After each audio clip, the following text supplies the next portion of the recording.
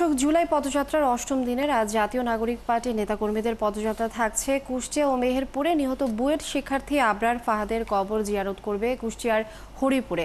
এনসিপির সঙ্গে আছেন সহকর্মী রাশেদ আনিস। আরও তথ্য আমরা জানবো, এই মুহূর্তে যুক্ত হচ্ছি তার সঙ্গে। আর রাশেদ, আজ জুলাই পদযাত্রার অষ্টম দিনের আজ জাতীয় নাগরিক পার্টির নেতাকর্মীদের পদযাত্রার কর্মসূচি কি শুরু হয়েছে কিনা এবং কখন শুরু হবে সেই বিষয়টি জানবো। আর ফাহাদ আবরারের কবর জিয়ারতের পর আর কি কি কর্মসূচি রয়েছে একটু জানিয়ে দেব। লিনি, আমি কিন্তু এখন আছি হচ্ছে কুষ্টিয়ায়।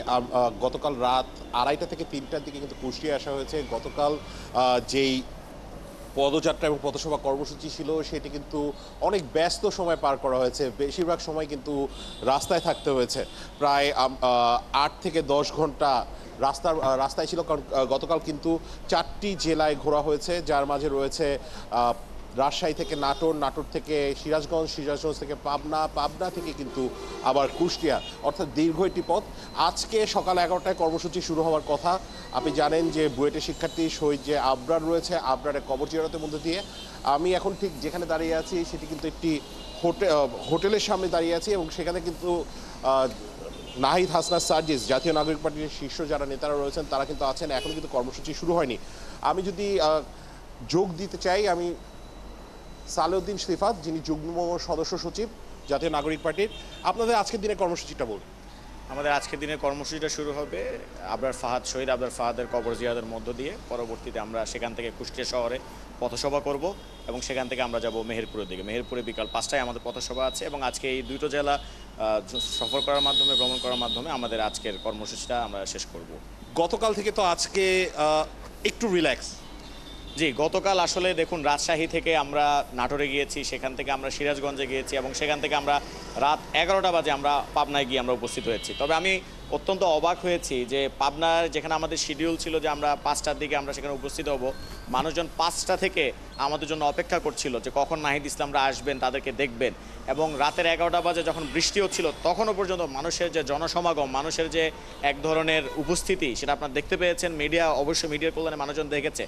তো আমরা দেখতে পাচ্ছি মানুষের অভূতপূর্ব সাড়া। আর আজকে আমরা শহীদ আবরার ফাহাদের কবর জিয়ারত করার মধ্য দিয়ে আমাদের এই যাত্রাটা শুরু করব বলে নির্ধারণ করেছি। তার কারণ শহীদ আবরার ফাহাদ আমাদের যে তরুণ প্রজন্মের কথা বলছি, যেই প্রজন্মটা, যে জেনারেশনটা আসলে এই অভ্যুত্থানের লিডিং রোল প্লে করেছে, এই লিডিং রোল প্লে করা জেনারেশনটার জন্য আবরার ফাহাদ একটা আইকন।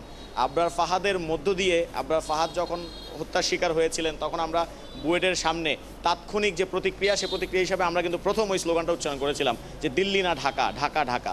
ফলে ভারতীয় আধিপত্যবাদ, যে কোনো দেশের যে আগ্রাসনবাদ, যে কোনো দেশের গোলামি থেকে আজাদি, যে কোনো দেশের হেজিমনি থেকে আজাদি, এটার যে আমাদের সামনে যে আইকন এই প্রজন্মের, সেটি আবরার ফাহাদ। আবরার ফাহাদের কাছে আমরা যেতে চাই, তাকে আমরা কমমেমোরেট করতে চাই, তাকে আমরা স্মরণ করতে চাই। তাকে স্মরণ করার মধ্য দিয়েই আমরা মনে করি যে আমরা আমাদের এই যে পদযাত্রা কুষ্টিয়া থেকে সেটা শুরু করা উচিত এবং তাহলে আমরা নতুন বাংলাদেশ গঠনে যে আমাদের যে দৃঢ় প্রত্যয় সেটা আমরা ব্যক্ত করতে পারবো। তোমরা শুনছিলেন যে আবরার ফাহাদের কবর জিয়ারতের মধ্য দিয়ে কিন্তু শুরু হবে। এই যে এলাকাটি রয়েছে সেখানে কিন্তু মাইকিং করা হচ্ছে জুলাই পদযাত্রার এবং সবাইকে জড়ো হতে বলা হয়েছে। আশা করা যায় লিনিয়া অল্প কিছুক্ষণের মাঝেই অষ্টম দিনের যে কর্মসূচি, সেই কর্মসূচি শুরু হচ্ছে। আর রাশেদ আনিস, অনেক ধন্যবাদ। আমরা নিশ্চয়ই জানবো আরও বিস্তারিত, আপনি যুক্ত থাকুন আমাদের সঙ্গে। দর্শক, জুলাই পদযাত্রা অষ্টম দিনের আজ জাতীয় নাগরিক পার্টির নেতাকর্মীদের পদযাত্রা থাকছে কুষ্টিয়া ও মেহেরপুরে। এই বিষয়ে আমরা বিস্তারিত জানছিলাম সহকর্মী রাশেদ আনিসের কাছ থেকে।